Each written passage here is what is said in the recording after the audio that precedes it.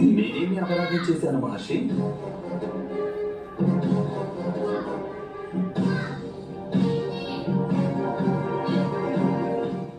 నువ్వు మాయావి వాసుదేవ,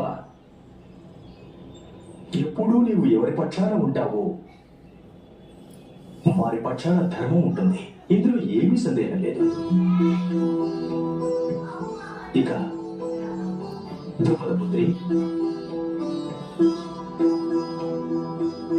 మేము మీ కుమ్మ నుండి సంతృప్తి చెంది వెళుతున్నాము.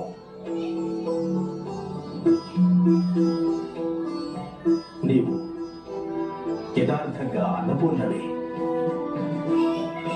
తమ కృప మహర్షి.